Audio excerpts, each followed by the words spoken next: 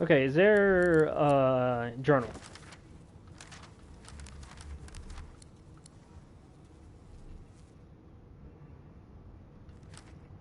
All right, but how do I get upstairs? I know I can't be missing anything. Oh, never mind.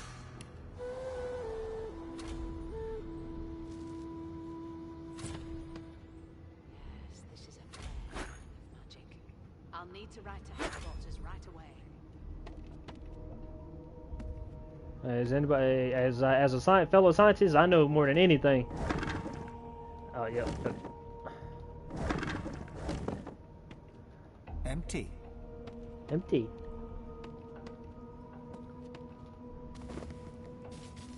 It's gonna be weird getting used to.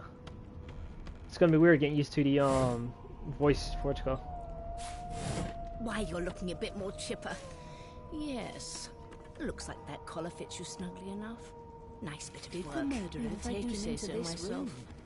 Or was he already here? There you are. Not too tight, I hope. The collar, I mean. Oh, not to worry. Every dog has to get used to its leash. Lady, I do not like how you speaking to me. In the meantime, your next stop will be Magister William. All passengers have to be registered in the ship's manifest, and he's the chap in charge of the logs.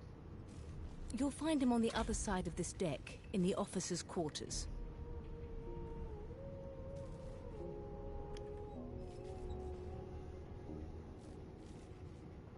Yeah. Why, for my peace of mind, of course. Why don't you try casting one of those source spells of yours? See what happens. Oh, do go on. I won't hold it against you. Promise. I'm not going to do that. My, aren't we a meek little lamb? Perhaps I needn't have collared you at all, though it does look darling on you. So let's just leave it on, shall we? Because to answer your question, what this collar does is this. It makes you unable to cast Source. For your own peace of mind, of course. Yours and the whole world's. Okay. So apparently I can conjure up powerful magic somehow, but to what reason I don't know. Good gods, there's been a murder here. In What fact, the- he seemed quite averse A to young spending magister time. stands pale and silent. Her knuckles whiten around her weapon as you pass. Behind the magister, a bloodied mass lies in a heap. Gore and limbs lie at odd angles. You can't make out a face amid the mess.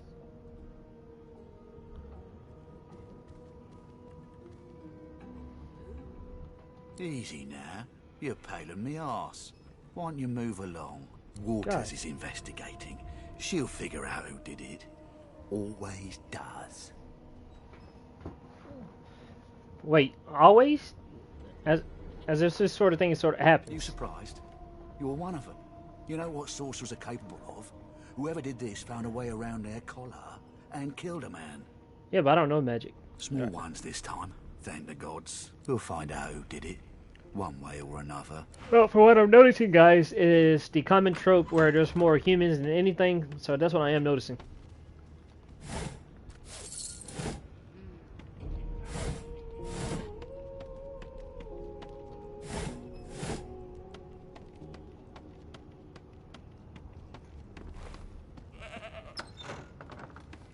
Sing us a song, I know you can. Can I get some clothes? Oh, there you are, wife. Would you please tell this very charming gaggle of not at all brat-like babes that I am by no accounts this Losa woman, nor do I sing, in fact. I'm deathly, deathly allergical.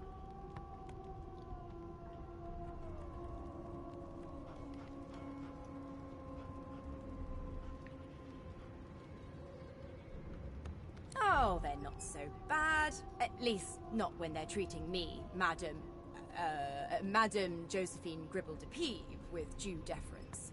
The children break out into giggles. What? What's so funny? Her pinched face cracks into a great grin, and she shoos the children away from her with a laugh. Yeah, okay, you found me out. Go on and git, and maybe I'll sing you something when I'm good and ready. She turns to you, dark-eyed and dirty-haired, and smiles flatly. Gotta keep ourselves entertained, haven't we? Oh, this is one of the companions. I recognize the name. Like yourself, maybe. I don't mind the kiddies, usually. And you know what happened about the murder on board? Nope, trying not to find anything out either. Ignorance is bliss. The utterer, the better. Tell her you already have a look around with you. You can watch each other's backs. Thanks, but I already belong to an elite and exclusive ship gang. We play ball every day after lunch. You're too soft for it. You take care, though. Suddenly, her eyes cloud to an unnatural black.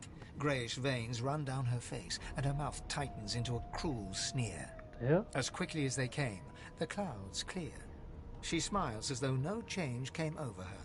You okay? Good luck, Chief. You look a little bit elfish.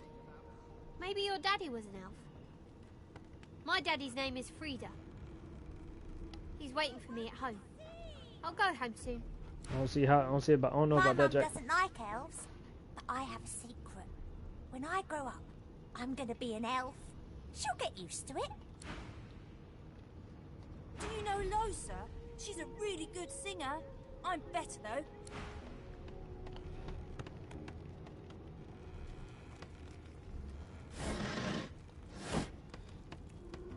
Alright, so I'm assuming elves aren't as popular as in other RPGs and stuff that I've played. Would you put a knuckle in it? I'm trying to concentrate. A broad dwarf sits totally upright on the bench, eyes closed, palms face up on his knees. His beard is a cascade of meticulous plaits, each one braided through with golden medallions. He raises an eyebrow as you approach, but doesn't open his eyes. Listen up, Gero. You hear that? Girl, you might want to think twice for addressing me like that. He turns his head toward you, looking you up and down, and smiles before turning his attention to the ship once more. You look like a Gero to me. Listen if you're interested, or get gone if you aren't. What do you mean by hearing? The ship, of course. A wave of sound washes over you. The unintelligible chatter of your shipmates, the groaning of wood from floor to ceiling, the boom, crash and crackle of waves around you, complaints from the sea itself.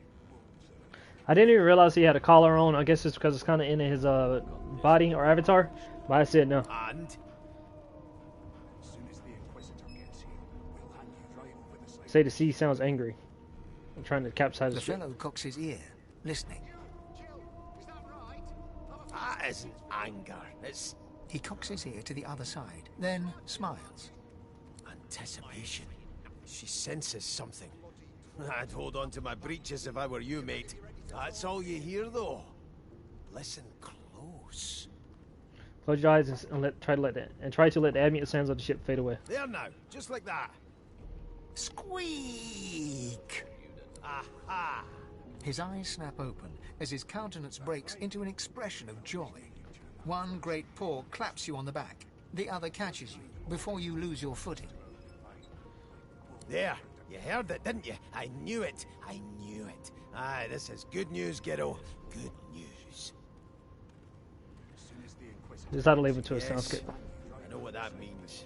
Heading for the joy we are. And after that... The dwarf leans back from the table and strokes his beard, gold medallions jingling merrily. His eyes roll over to you. That'll be all. Thank ye kindly, Gero. If you're hatching an escape plan, I want in. He continues stroking his beard, a beatific smile on his lips, and doesn't acknowledge you anymore. Well, there has been a murder, Your Majesty. Maybe that has the Magisters more concerned than your appetite. Well, well. What Oh, have that's we the Red here? Prince, okay. A fresh face in this stale herring. Let's size you up, shall we? See if you'll do. The lizard looks you up and down, like a farmer would a fetching horse. All of a sudden, he grips you firmly by the chin, with the intent of inspecting your teeth. The nerve. My, we are fierce, aren't we? Not to worry. I'll soon remedy that. Now then, to business. You will answer me 3 questions. The first one is this. Can you cook?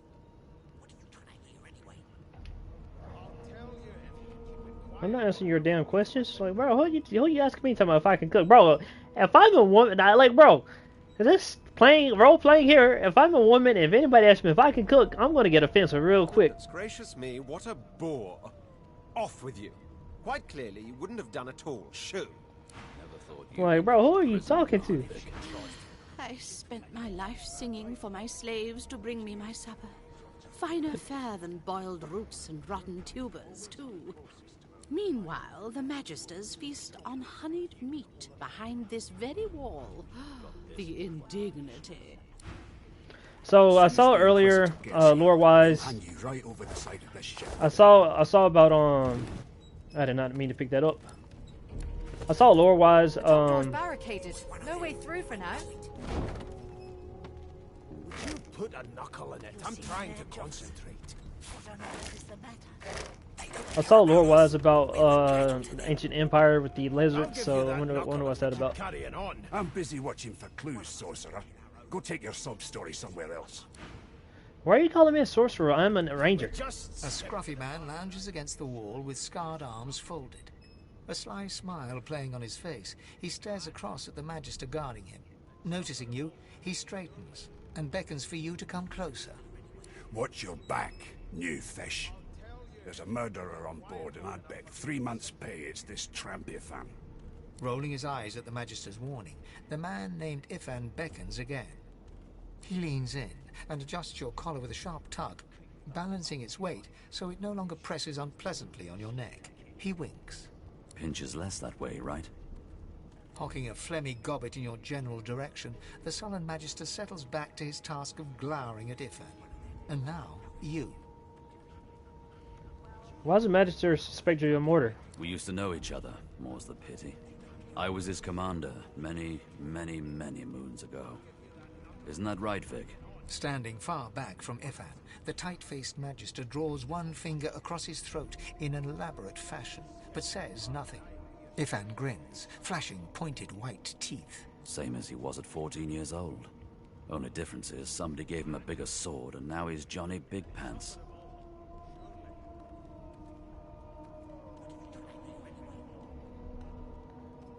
Still curious about the murder. Did he do it? No.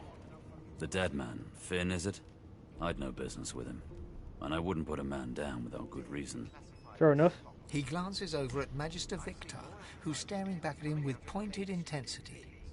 Damn shame sheer annoyance isn't reason enough. Do you know anything about where we're headed? The Joy. I've heard a lot. Nothing good. No surprise there, since Bishop Alexander runs the show. Wonder if we'll get to meet the Ringmaster himself.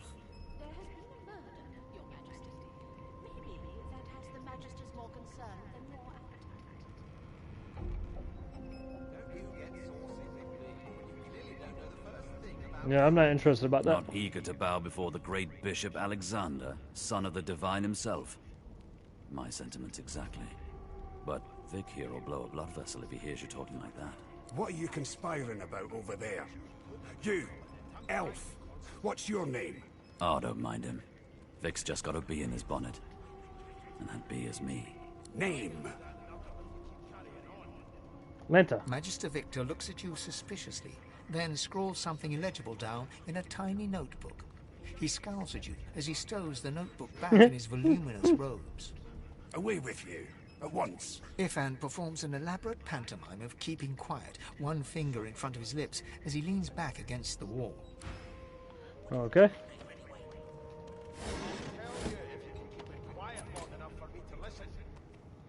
I guess that's the food area, but we can't go that way.